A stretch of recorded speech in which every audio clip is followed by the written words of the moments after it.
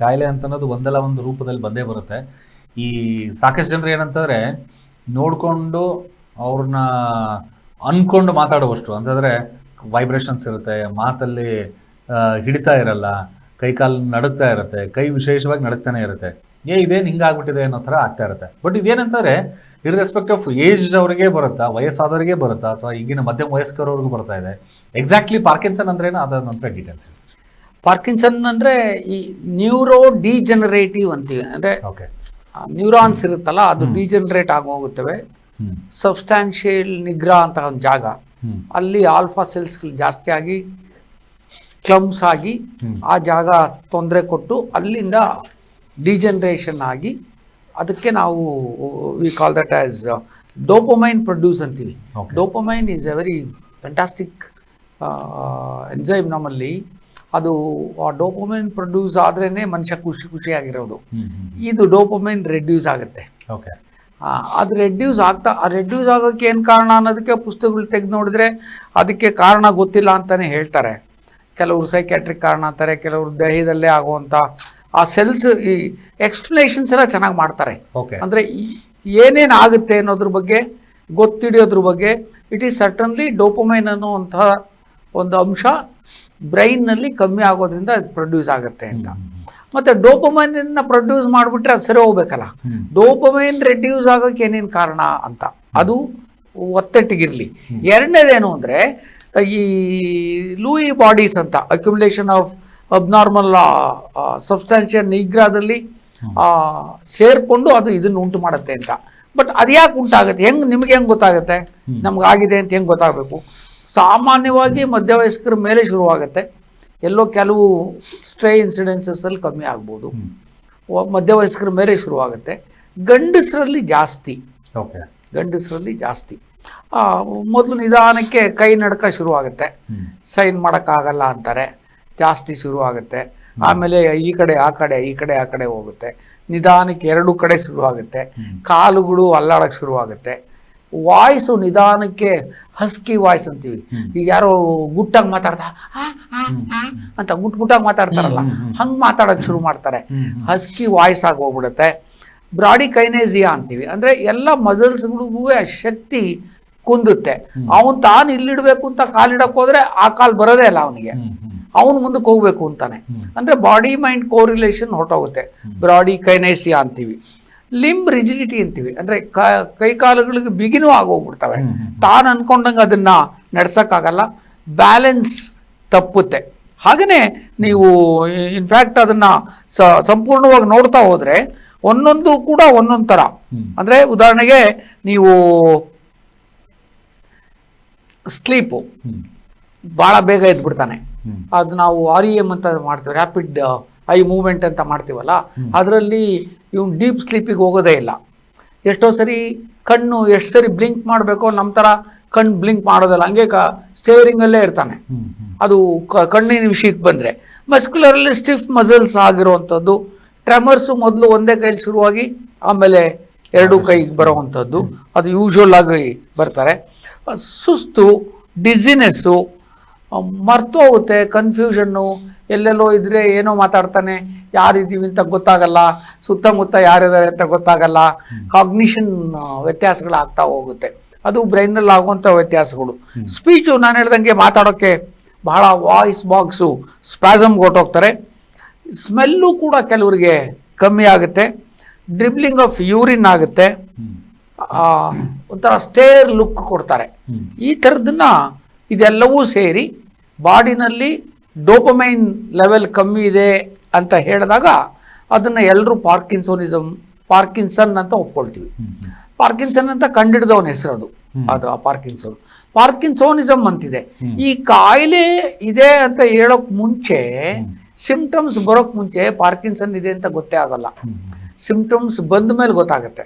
ಆ ಸಿಂಪ್ಟಮ್ಸನ್ನು ಹಿಡ್ಕೊಂಡು ಚೆಕ್ ಮಾಡಕ್ ಹೋದ್ರೆ ನಿಗದಿತವಾಗಿ ಇದೇ ಕಾರಣದಿಂದ ಬರುತ್ತೆ ಅಂತ ಇನ್ನೂ ಗೊತ್ತಾಗಿಲ್ಲ ಮಾಡರ್ನ್ ಮೆಡಿಸನ್ಗೆ. ಹಾಗೇನೆ ಇದು ಕೊಟ್ಟರೆ ಅನುಕೂಲ ಆಗುತ್ತೆ, ಏನಿಲ್ಲ, ಡೋಪಮೈನ್ ಜಾಸ್ತಿ ಪುಷ್ ಮಾಡ್ತಾರೆ, ಸಿಂಡೋಪಾ ಎಂಡೋಪಾ ಈ ಥರದ್ದೆಲ್ಲ ಏನೇನೋ ಒಂದಷ್ಟು ರೆಗ್ಯುಲರ್ ಡೋಸ್ ಕೊಟ್ಟರೆ ಒಂಚೂರು ಡ್ಯಾನ್ಸ್ ಮಾಡೋನು ಒಂದು ಸ್ವಲ್ಪ ನಿಂತ್ಕೊಂಡಂಗೆ ಆಗ್ತಾನೆ. ಅದೊಂದು ಡೋಪಮೈನನ್ನು ಕೊಡ್ತಾರೆ. ಡೋಪಮೈನ್ ಯಾಕೆ ಕಮ್ಮಿ ಆಗುತ್ತೆ ಅನ್ನೋದ್ರ ಜೊತೆಗೆ ಡೋಪಮೈನನ್ನು ಇನ್ಕ್ರೀಸ್ ಮಾಡೋವಂಥದ್ದು ಇದೆಯಲ್ಲ. ಈಗ ನಾವು ಹೇಳ್ತೀವಿ, ನೀವು ಒಳ್ಳೆ ಬಟ್ಟೆ ಹಾಕ್ಕೊಳ್ಳಿ, ಖುಷಿಯಾಗಿರಿ, ನಿಮ್ಗೆ ಇಷ್ಟ ಆಗುವಂಥ ಪಿಕ್ಚರ್ಗೆ ಹೋಗಿ, ನಿಮ್ಗೆ ಇಷ್ಟ ಆಗುವಂಥ ಏನೇನು ಹುಡುಗಿನ ಬಿಟ್ಟು ಇನ್ನೇನೇನು ನೋಡ್ತಿರೋ ಎಲ್ಲ ನೋಡ್ಕೊಳ್ಳಿ, ಚೆನ್ನಾಗಿರೋದು ಯಾವ್ದು ನೋಡ್ಕೊಳ್ಳಿ, ಮನಸ್ಸನ್ನು ಉಲ್ಲಾಸವಾಗಿ ಇಟ್ಕೊಳ್ಳಿ, ನೀವು ಸಂತೋಷ ಪಡಿ, ಪಾರ್ಕಿಗೆ ಹೋಗಿ, ನಾಯಿಗಳ ಜೊತೆ ಆಟಾಡಿ, ಹುಡುಗರ ಜೊತೆ ಆಟಾಡಿ, ನಿಮ್ಮ ಲವಲವಿಕೆಯಿಂದ ಇಟ್ಕೊಳ್ಳೋಕೆ ಪ್ರಯತ್ನ ಮಾಡಿ ಅಂತ. ಈಗೇನಾಗೋಗಿದೆ, ಎಲ್ಲ ಫೋನ್ಗಳ ಜೊತೆ ಸಿಗಾಕೊಂಡ್ಬಿಟ್ಟಿದ್ದಾರೆ, ಇಂಟ್ರಾಪರ್ಸನಲ್ ರಿಲೇಷನ್ಶಿಪ್ಗಳು ಇಲ್ವೇ ಇಲ್ಲ. ಇದನ್ನೆಲ್ಲ ಯಾಕೆ ಮಾಡಿ ಅಂತೀವಿ ಅಂದರೆ, ಇದನ್ನೆಲ್ಲ ಮಾಡೋದ್ರಿಂದ ನಿಮ್ಮ ಡೋಪಮೈನು ಬಾಡಿನಲ್ಲಿ ಜಾಸ್ತಿ ಆಗುತ್ತೆ. ರೆಗ್ಯುಲರಾಗಿ ಸ್ನಾನ ಮಾಡ್ಕೊಳ್ಳಿ ಅಂತ ಹೇಳ್ತೀವಿ, ರೆಗ್ಯುಲರಾಗಿ ಕೂವ್ ಮಾಡ್ಕೊಳ್ಳಿ ಅಂತೀವಿ, ಒಳ್ಳೆ ಶೂಸ್ ಹಾಕ್ಕೊಂತೀವಿ, ಒಳ್ಳೆ ಬಟ್ಟೆ ಹಾಕ್ಕೊಂತೀವಿ, ನಿಮ್ಮನ್ನು ನೋಡಿದ್ರೆ ನಿಮಗೆ ಖುಷಿ ಆಗಬೇಕು ಹಂಗೆ ಮಾಡ್ಕೊತೀವಿ. ಇದೆಲ್ಲವೂ ಕೂಡ ವಾಕಿಂಗ್ ಮಾಡೋ ಅಂತೀವಿ. ಇವೆಲ್ಲವೂ ನಿಮಗೆ ಮತ್ತು ನಿಮಗೆ ಖುಷಿ ಬರೋವಂಥದ್ದು ಯಾರು ಏನಾರು ಹೇಳಲಿ ಅದಕ್ಕೆ ಸಂಬಂಧ ಪಡೋ, ಎಲ್ಲೋ ಪಿಕ್ಚರ್ಗೆ ಹೋಗು, ಯಾವುದೋ ಜಾಗ ನೋಡ್ಕೊಂಬರ್ತೀಯ, ನಿನ್ನ ಮನಸ್ಸಿಗೆ ಉಲ್ಲಾಸ ಕೊಡೋವಂಥದ್ದು. ಕೊಲೆ ಮಾಡೋದು ಬಿಟ್ಟು ಇನ್ನೇನು ಬೇಕಾದ್ರೂ ಮಾಡ್ಬೋದು, ಮನುಷ್ಯಗೆ ತೊಂದರೆ ಕೊಟ್ಟು ನಿನಗೆ ಖುಷಿ ಆಗೋವಂಥದ್ದಲ್ಲ. ಈ ಥರದ್ದು ಮಾಡೋದ್ರಿಂದ ಡೋಪಮೈನು ಜಾಸ್ತಿ ಆಗುತ್ತೆ. ಇದನ್ನೆಲ್ಲ ನೀವು ಖುಷಿಯಾಗಿ ಲೈಫಲ್ಲೆಲ್ಲ ಇಟ್ಕೊಂಡಿದ್ರೆ ನಿಮಗೆ ಪಾರ್ಕಿನ್ಸನ್ಸ್ ಬರೋದೇ ಇಲ್ಲ. ಅದು ಒಂದು ಪಾಯಿಂಟ್ ಆಯಿತು. ಬಟ್ ಪಾರ್ಕಿನ್ಸನ್ಸ್ಗೆ ನಾವು ಇಂಥದ್ದೇ ಟೆಸ್ಟ್ ಮಾಡಿ ಎಕ್ಸೆಪ್ಟ್ ಡೋಪಮೈನ್, ಮಿಕ್ಕಿದ್ರಲ್ಲೆಲ್ಲ ಹಿಂಗೆ ಬಂದ್ಬಿಡ್ತು ಅಂತ ಆ ಸಿಂಪ್ಟಮ್ಸ್ ಬಂದು ಎಸ್ಟಾಬ್ಲಿಷ್ ಆಗೋವರೆಗೂ ನಮ್ಗೆ ಹೇಳೋಕ್ಕಾಗಲ್ಲ. ಬಟ್ ಸಿಂಪ್ಟಮ್ಸ್ ಏನಾದರೂ ಬರ್ತಾ ಇದಕ್ಕೆ? ಅಲ್ಲ, ಹೊಸದಾಗಿ ಎಲ್ರಿಗೂ ನಾವು ಹೋಗಿ ಬ್ರೈನಿಂದ ಡೋಪಮೈನ್ ಎಷ್ಟಿದೆ ಅಂತ ಚೆಕ್ ಮಾಡೋಕ್ಕಾಗಲ್ಲ. ಬಟ್ ಯಾರಾದರೂ ನಿಧಾನಕ್ಕೆ ಕೈ ನಡ್ಕ ಬರ್ತಾ ಇದೆ ಅಂತಂದರೆ, ಮಾತು ಒಂದು ಸ್ವಲ್ಪ ಸ್ಲೋ ಆಗ್ತಾ ಇದೆ ಅಂದರೆ, ನಾನು ಯಾಕೋ ಮೊದಲಿನಂಗಿಲ್ಲ, ಎಲ್ಲಾದರೂ ಸ್ಲೋ ಆಗ್ತಾ ಇದ್ದೀನಿ, ತೊಲ್ತೀನಿ, ನಡೆಯೋಕ್ಕೇನೋ ಕಷ್ಟ, ಶುರುನಲ್ಲೇ ನೋಡಿಕೊಂಡ್ರೆ ಪಾರ್ಕಿನ್ಸೋನಿಸಮ್ನ ಹೋಮಿಯೋಪತಿನಲ್ಲಿ ನಾವು ಗುಣ ಆಗೋ ತನಕನೂ ಮಾಡಿದ್ದೀವಿ. ಅಂದರೆ ಗುಣ ಅಂತ ಕರೆಯೋದಾದರೆ ನೀವು ಯಾವುದನ್ನ ಕಾಯಿಲೆ ಅಂತ ಕರಿತೀರಿ ಅಂತ ಹೇಳಿದರೆ ಆ ಸಿಂಪ್ಟಮ್ಸ್ನೆಲ್ಲ ಕಮ್ಮಿ ಮಾಡಿದ್ದೀವಿ. ಒಂದು ನಾರ್ಮಲ್ ವ್ಯಕ್ತಿತ್ವಕ್ಕಂತೂ ಬರಂಗೆ ಮಾಡಿದ್ದೀವಿ. ಅದನ್ನು ಹೋಮಿಯೋಪತಿಯಿಂದ ಖಂಡಿತ ಮಾಡ್ಬೋದು. ಆದರೆ ಈಗ ಸಹಜವಾಗಿ ಏನಂತಾರೆ, ವಯಸ್ಸಾದ ಕೂಡಲೇ ಅರಳು ಮರಳು ಅನ್ನೋ ಥರ ಆಗುತ್ತೆ, ಎರಡು ಮರಳು ಅಂತ ಹೇಳಿ. ಬಟ್ ಏನಂತಾರೆ, ಕೈಕಾಲುಗಳು ನಡಗೋದೆಲ್ಲ ಸ್ಟಾರ್ಟ್ ಆಗುತ್ತೆ. ಆದರೆ ವಯೋಸಹಜವಾಗಿ ಬರುವಂಥ ಒಂದು ಸಮಸ್ಯೆನಾ ಅಥವಾ ಇಲ್ಲ, ವಯೋಸಹಜವಾಗಿ. ನಾನು ನಿನ್ನೆ ಕೂಡ ನನ್ನ ಕಣ್ಣೆದುರುಗಡೆ ಒಬ್ರು ಕೂತಿದ್ರು, 92 years ಅಂತಾರೆ. ಅವನು 92 years ಅಂತ ಹೇಳ್ಬೇಕಾದ್ರೆ ಆ ಗಂಟ್ಲಲ್ಲಿ ಇತ್ತಲ್ಲ ಆ ತಾಕತ್ತು ಎಷ್ಟು ಜನಕ್ಕೆ ಬರುತ್ತೆ? 29 ಬರಲ್ಲ. ಅಂದ್ರೆ ಎಲ್ರಿಗೂ ಬರುತ್ತೆ ಅಂತಲ್ಲ, ಖಂಡಿತ ಅಲ್ಲ. ಡೋಪಮೈನ್ ಇಳಿಯೋಕೆ ಕಾರಣಗಳು ಹೋಮಿಯೋಪತಿ ದೃಷ್ಟಿಯಿಂದ ನೋಡಿದಾಗ ಬೇರೆ ಬೇರೆಯವರಿಗೆ ಬೇರೆ ಬೇರೆ ಕಾರಣಗಳಿದ್ದಾವೆ. ನಾನು ಯಾವ್ದಾದ್ರು ಕೇಸ್ ಹೇಳುವಾಗ ಅದನ್ನ ನಿಮ್ಗೆ ಹೇಳ್ತೀನಿ. ಓಕೆ. ಅಂದ್ರೆ ಇದರಲ್ಲಿ ಬಂದು ಆಗ್ತಾ ಇರುವಂತ ಸಮಸ್ಯೆಗಳಿಗೆ ಏನಂದ್ರೆ ಕೈಯೆಲ್ಲ ವೈಬ್ರೇಷನ್ಸ್ ಆಗುವಂಥದ್ದು, ಇದಕ್ಕೆ ಮೆಮೊರಿ ಲಾಸ್ ಆಗುವಂತ ಚಾನ್ಸಸ್ಗಳು ಇರುತ್ತಾ ಅಥವಾ ಹೇಗೆ? ಆಗುತ್ತೆ, ಅಮ್ನೇಷಿಯಾ ಅಂತ ಕರಿತೀವಿ ಅದಕ್ಕೆ. ಮೆಮೊರಿ ಲಾಸ್ ಆಗುತ್ತೆ, ಗೊತ್ತಿಡಿಯೋಕ್ಕಾಗಲ್ಲ. ಎದುರಿಗೆ ಬಂದ ತಕ್ಷಣ ಅವ್ರಿಗೆ ಗೊತ್ತಾಗುತ್ತೆ ಅನ್ನೋ ಎದುರುಗಡೆ ಐಡೆಂಟಿಫೈ ಮಾಡಲ್ಲ. ಅದರಲ್ಲೂ ಪ್ರೈಮರಿ ಮತ್ತೆ ಸೆಕೆಂಡ್ರಿ ಅಂತ ಮಾಡ್ತೀವಿ. ಪ್ರೈಮರಿನಲ್ಲಿ ಯೂಶುವಲ್ ಆಗಿ ನಮಗೆ ಗೊತ್ತಾಗೋದು ಎಕ್ಸ್ಟರ್ನಲ್ ಆಗಿ, ಅಂದರೆ ಹೊರಗಡೆ ಐಡೆಂಟಿಫಿಬಲ್ ಕಾಸಸ್ ಗೊತ್ತೇ ಆಗಲ್ಲ ಪ್ರೈಮರಿನಲ್ಲಿ. ಸೆಕೆಂಡ್ರಿನಲ್ಲಿ ಗೊತ್ತಾಗೋ ಅಷ್ಟೊತ್ತಿಗೆ ಆಗಲೇ ಲೇಟ್ ಆಗೋಗ್ಬಿಟ್ಟಿರುತ್ತೆ, ಬೇರೆ ಇನ್ನೇನು ದಾರಿ ಇರಲ್ಲ. ಹೆರಿಡಿಟ್ರಿ ಪಾರ್ಕಿನ್ಸೋನಿಸಮ್ ಅಂತೀವಿ. ತಂದೆಗೂ ಇತ್ತು, ಅಜ್ಜನಿಗೂ ಇತ್ತು, ನಮ್ಮ ಅಜ್ಜನು ಹಿಂಗೆ ಮಾಡೋನು, ಇವನೇನಾದ್ರು ಒಂಚೂರು ಶುರು ಮಾಡಿದರೆ ಇವ್ರಿಗೂ ಶುರುವಾಯಿತು ಅಂತ, ಅದಕ್ಕೆ ಹೆರಿಡಿಟ್ರಿ ಅಂತೀವಿ. ಮತ್ತು ಮಲ್ಟಿಪಲ್ ಸಿಸ್ಟಮ್ ಡಿಜನರೇಷನ್ ಆಗೋಗುತ್ತೆ ಪಾರ್ಕಿನ್ಸನ್ ಡಿಸೀಸಲ್ಲಿ. ಅಡಿಷನಲ್ ಫ್ಯೂಚರ್ಸ್ ಏನಪ್ಪ ಆಗುತ್ತೆ ಅಂದರೆ ಎಲ್ಲ ಮಲ್ಟಿಪಲ್ ಆರ್ಗನ್ಸ್ ಫೇಲ್ಯೂರು ಆಗ್ತಾ ಬರುತ್ತೆ. ಶುರುವಾಗೋದು ಅಲ್ಲಿಂದ ಆದರೂ ಕೂಡ ಒಂದೊಂದೇ ಭಾಗನ ಡೈಜೆಸ್ಟಿವ್ ಡಿಸಾರ್ಡರ್ಸ್ ಆಗುತ್ತೆ. ನೀವು ಯಾವ ಸಿಸ್ಟಮ್ ತಗೊಳ್ಳಿ, ಆ ಇಡೀ ಸಿಸ್ಟಮ್ಮು ಈ ಪಾರ್ಕಿನ್ಸೋನಿಸಮ್ ಅಂತ ಕರಿತೀವಿ. ಕೊನೆಗೆ ಪಾರ್ಕಿನ್ಸನ್ ಡಿಸೀಸು ಎಲ್ಲವನ್ನು ಆವರಿಸ್ಕೊಂಡಾಗ ಆ ಪಾರ್ಕಿನ್ಸೋನಿಸಮ್ ಅಂತ ಕರಿತೀವಿ. ಅದಕ್ಕೆ PD ಅಂತೀವಿ. ಅದಕ್ಕೆ ಆ ಡಿಸೀಸನ್ನ ಕಂಡಿಡಿಯೋ ಮಟ್ಟಿಗೆ ನನ್ನ ಪ್ರಕಾರ ಲೇಟಾಗಿ ಹೋಗ್ಬಿಟ್ಟಿರುತ್ತೆ. ಮೋಸ್ಟ್ ಆಫ್ ದಿ ಕೇಸಲ್ಲಿ ಲೇಟಾಗಿ ಹೋಗಿರುತ್ತೆ. ಓಕೆ. ಅಂದರೆ ಈ ವ್ಯಕ್ತಿಗೆ ಮಹಿಳೆಯರು ಪುರುಷರನ್ನು ಲೆಕ್ಕಾಚಾರ ಹಾಕಿದಾಗ ಬೇರೆ ಬೇರೆ ಆಲ್ರೆಡಿ ಒಂದಿಷ್ಟು ಕಾಯಿಲೆಗಳಿರುತ್ತೆ, ಡಯಾಬಿಟಿಸ್ ಇರುತ್ತೆ, ಒಬೆಸಿಟಿ ಇರುತ್ತೆ, ಅಥವಾ BP ಶುಗರ್ ಎಲ್ಲ ಇರುತ್ತೆ. ಇದಕ್ಕೆ ಪಾರ್ಕಿನ್ಸನ್ ಬರೋದಕ್ಕೆ ಸ್ವಲ್ಪ ಫೋರ್ಸ್ ಮಾಡಿ ಕೊಡೋದು, ಸ್ವಲ್ಪ ಸಪೋರ್ಟ್ ಮಾಡುವಂಥದ್ದು ಯಾವ್ಯಾವೆಲ್ಲ ಕಾಯಿಲೆಗಳು? ಯೂಶುವಲ್ ಆಗಿ ಡಿಪ್ರೆಷನ್ನು, ಓಕೆ, ಆಮೇಲೆ ನಿಮ್ಮ ಹೈ ಡಯಾಬಿಟಿಕ್ಸು ಅದೊಂಥರ ದೊಡ್ಡಣ್ಣ ಇದ್ದಂಗೆ ಮನೇಲಿ. ಅದು ಯಾರಿಗೆ ಯಾವ್ಯಾವ ಕಾಯಿಲೆಗಳು ಬರ್ತಾವೋ ಅವೆಲ್ಲ ಒಟ್ಟೊಟ್ಟಾಗಿ ಅಥವಾ ಎಲ್ಲ ಒಟ್ಟಿಗೆ ಒಂದೇ ಸರಿ ಸೇರಿಕೊಂಡು ಬರುವಂಥ ಚಾನ್ಸಸ್ಸು ಬಹಳಷ್ಟು ಇರ್ತವೆ. ಸೊ ಮುಖ್ಯವಾಗಿ ಡಯಾಬಿಟೀಸು, ಡಿಪ್ರೆಷನ್ಗಳು, ಮತ್ತು ಎಮೋಷನಲ್ ಟ್ರಾಮಾಸು, ಕಣ್ಣಿಗೆ ಕಾಣೋ ಥರ ತಡ್ಕೊಳಕ್ಕಾಗದೇ ಇರೋವಂಥ ತೊಂದರೆಗಳು, ಏನೋ ಅಂದ್ಕೊಂಡಿದ್ದೆ ಏನೋ ಆಗೋಯ್ತು, ಅನ್ನೋವಂಥ ಎಮೋಷನಲ್ ಡಿಸ್ಟರ್ಬೆನ್ಸಸ್ಸು, ಶಾಕ್ಸು ಇದಾಗಿ ನೆಕ್ಸ್ಟ್ ಸ್ಟೇಜ್ಗೆ ಇದಕ್ಕೆ ಹೋಗ್ತಾರೆ ಯೂಶ್ವಲ್ ಆಗಿ. ಸಾಮಾನ್ಯವಾಗಿ ವಯಸ್ಕ ಗಂಡಸರಲ್ಲಿ ಬಹಳಷ್ಟು ನಾನು ನೋಡೋ ಒಂದು 80 to 90% ಕೇಸ್ಗಳು ಪಾರ್ಕಿನ್ಸನ್ ಅಂತ ಡಯಾಗ್ನೋಸು ಆಗಿ ಸಿಂಡೋಪಾ ಎಮ್ಡೋಪಾಗಳೆಲ್ಲ ತಗೊಂಡು ಎಲ್ಲ ಮಾಡ್ಕೊಂಡು ಬಂದಿರೋರ್ದು ನಾನು ನೋಡಿರೋ ಕೇಸ್ಗಳಲ್ಲಿ 80% ಗಂಡಸರೇ. ಓಕೆ, ಅಂದರೆ ಇದರಲ್ಲಿ ಏನಂದರೆ ಒಂದು ಲೈಫ್ ಸ್ಟೈಲ್ ಚೇಂಜ್ ಆಗ್ತದೆ, ಫುಡ್ ಸ್ಟೈಲು, ಎಕ್ಸಸೈಸ್ಗಳಿಲ್ಲ, ಮೊಬೈಲ್ ಅಡಿಕ್ಷನ್ಸು, ಟೆಕ್ನಾಲಜಿ ಅಡಿಕ್ಷನ್ಸ್ ಎಲ್ಲವೂ ಸಹಿತ ಜಾಸ್ತಿ ಆಗಿದೆ. ಇದು ಎಲ್ಲ ಒಂದು ಕಡೆ 50 ಅಥವಾ 55 ವಯಸ್ಸಲ್ಲಿ ಬರುವಂಥ ಸಮಸ್ಯೆಗಳು ಈಗೆಲ್ಲ ಮುಂಬರುವಂಥ ದಿನಗಳಲ್ಲಿ ಯುವಕ ಯುವತಿಯರು ಸ್ವಲ್ಪ ಎಚ್ಚೆತ್ಕೊಳ್ಬೇಕಲ್ಲ.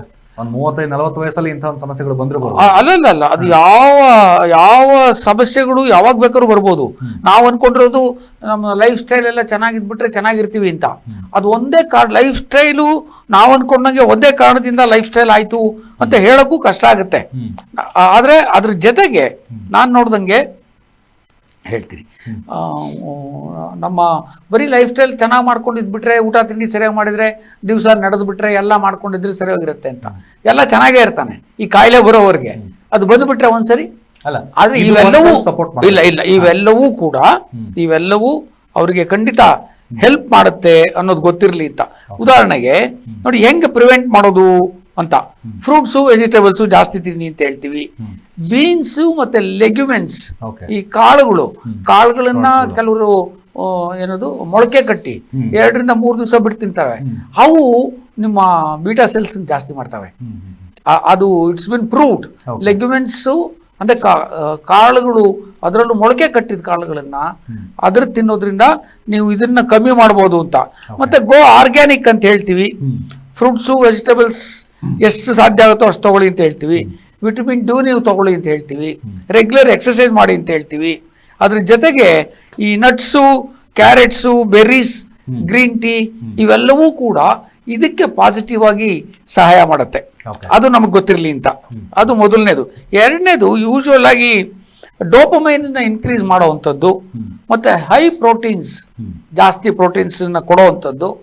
ಫ್ಯಾಟ್, ಎಣ್ಣೆದು, ಕರ್ದಿದ್ದು, ಎಣ್ಣೆ ತಿಂಡಿಗಳು, ತುಪ್ಪ ಇದನ್ನ ಕಮ್ಮಿ ಮಾಡೋವಂಥದ್ದು. ಮತ್ತೆ ಈ ವೆಲ್ವೆಟ್ ಬೀನ್ಸ್ ಅಂತ ಬರುತ್ತೆ, ಅದನ್ನು ತಗೊಳ್ಳೋವಂಥದ್ದು. ಮತ್ತೆ ನಿದ್ದೆ, 8 ಗಂಟೆ ನಿದ್ದೆ ಅಂತ ಹೇಳ್ತಿದ್ದೆ, ನಾನ್ ಸ್ಟಾಪ್ ನಿದ್ದೆಗೆಡೋರ್ಗು ಬಹಳ ತೊಂದರೆ ಆಗ್ತಾರೆ. ಮ್ಯೂಸಿಕ್ ಕೇಳೋವಂಥದ್ದು, ಮೆಡಿಟೇಟ್ ಮಾಡೋವಂಥದ್ದು. ಅಂದ್ರೆ ನಿಮ್ ಬೀಟಾ ಸೆಲ್ಗಳನ್ನ, ನೆಗೆಟಿವ್ ಥಿಂಕಿಂಗ್ಗಳನ್ನ, ನಾನು ಆಗ್ಲೇ ಹೇಳಿದೆ, ಅದು ಹೋಮಿಯೋಪತಿ ವಿಷಯಕ್ಕೆ ಬಂದಾಗ ಅದಕ್ಕೆ ಬರ್ತೀನಿ. ನೆಗೆಟಿವ್ ಥಿಂಕಿಂಗ್ಗಳು ಮಾಡಿದಾಗ, ನೆಗೆಟಿವ್ ಆಗಿ ಲೈಫ್ ಅನ್ನು ತಗೊಂಡಾಗ ನಿಮ್ಮಲ್ಲಿ ಆಲ್ಫಾ ಸೆಲ್ಸು ಜಾಸ್ತಿ ಕೆಲಸ ಮಾಡ್ತವೆ. ಆಲ್ಫಾ ಸೆಲ್ಸು ಆ ಸಬ್ಸ್ಟಾನ್ಷಿಯಾ ನಿಗ್ರಾಗ ಹೋಗಿ ಅಲ್ಲಿ ಸೇರ್ಕೊಂಡು ಪಾರ್ಕಿನ್ಸನ್ ಉಂಟು ಮಾಡ್ತವೆ. ಅದೇ ನೀವು ಮ್ಯೂಸಿಕ್ ಕೇಳೋದು ಕಲ್ತ್ಕೊಂಡ್ರಿ, ನಿಮ್ಗೆ ಇಷ್ಟ ಆಗ್ಬೇಕು ಮ್ಯೂಸಿಕ್ಕು, ಮತ್ತೆ ಸನ್ಲೈಟ್ಗೆ ಹೋಗುವಂಥದ್ದು, ಮತ್ತೆ ನಾನು ಸುಖವಾಗಿದ್ದೀನಿ ಅನ್ನೋವಂಥ ಪಾಸಿಟಿವ್ ಫೀಲಿಂಗ್ ಇದೆಯಲ್ಲ. ನೀವು ಮಲ್ಲಿನ್ ಕೇಳಿದ್ರೆ ಎಲ್ಲ ದುಡ್ಡು, ಎಲ್ಲ ಲೌಕಿಕವಾಗಿ ಸಿಗುವಂತ ಎಲ್ಲ ವಸ್ತುಗಳೂ ಇದ್ದು ಸುಖ ಇಲ್ಲದೆ ಇರೋರಿದ್ದಾರೆ. ರೋಡಲ್ಲಿರೋ ಏನು ಗತಿ ಇಲ್ದೇನು ಬರೀ ಒಂದು ಕಚ್ಚೆ ಪಟ್ಕೊಂಡಿರೋ ಸಂತ ನಾನ್ ಚೆನ್ನಾಗಿದ್ದೀನಿ ಅನ್ನೋನಿದ್ದಾನೆ. ಈ ನಾನ್ ಚೆನ್ನಾಗಿದ್ದೀನಿ ಅನ್ನೋ ಫೀಲಿಂಗನ್ನ ನಮ್ಮಲ್ಲಿ ಇಂಗ್ಲಿಷಲ್ಲಿ ಒಂದು ಗಾದೆ ಇದೆ, you don't get what you want until you are thankful to what you have ಅಂತ. ನಿನಗೆ ಏನ್ ಬೇಕೋ ಅದು ಸಿಗಲ್ವಂತೆ ಎಲ್ಲಿವರೆಗೆ you are thankful to God whatever you have. ಅವ್ನು ಲಿಂಕನ್ ಎಲ್ಲ ಒಂದ್ ಕಡೆ ಹೇಳ್ತಾನೆ, I was crying for shoes until I saw a man without legs ಅಂತ. ನಾನು ಶೂಸ್ ಇಲ್ಲ ಅಂತ ಗೊಳೋಗ್ತಾ ಇದ್ದೆ, ಪಕ್ಕದಲ್ಲಿ ನೋಡಿದ್ರೆ ಕಾಲ ಇಲ್ಲ, ಅವಾಗ ದೇವರು ನನ್ನನ್ನು ಚೆನ್ನಾಗಿಟ್ಟಿದ್ದಾರೆ ಅಂತ. ಆ ಸಂಪ್ರೀತ ಭಾವನೆ ನಿಮ್ಮ ಎಲ್ಲ ಆಲ್ಫಾ ಸೆಲ್ಸ್ಗಳನ್ನ ಕೊಲ್ಲುತ್ತೆ, ಜೊತೆಗೆ ನಿಮ್ಮ ಬೀಟಾ ಸೆಲ್ಸ್ ಅನ್ನು ಜಾಸ್ತಿ ಮಾಡುತ್ತೆ. ಈ ಬೀಟಾ ಸೆಲ್ಸ್ ಜಾಸ್ತಿ ಆದ್ರೆ ಪಾರ್ಕಿನ್ಸನ್ ಬರೋದು ಕಡಿಮೆ ಆಗುತ್ತೆ. ನೀವು ಹೇಳ್ದಂಗೆ ನಡೆ ನುಡಿಗಳು ಇವೆಲ್ಲವೂ ಇದು ಎಲ್ಲದರ ಮೇಲೆ ನಿಂದು ಕ್ರಿಮಿನಲ್ ಮೈಂಡ್ ಆಗ್ಬಿಟ್ಟು 10 ಜನ ಕೊಂದಾಗುವಂಥ ಟೆರರಿಸ್ಟ್ ಮೈಂಡ್ ಆದ್ರೆ ನಾವೇನು ಮಾಡೋಕ್ಕಾಗಲ್ಲ. ಅದೇ ಥರ ನಮ್ಮಲ್ಲಿ ಹೋಮಿಯೋಪತಿನಲ್ಲಿ ಎಸ್ಪೆಷಲಿ ಗಂಡಸರಲ್ಲಿ ಬರುತ್ತೆ ಅಂತ ನಾ ಹೇಳಿದೆ.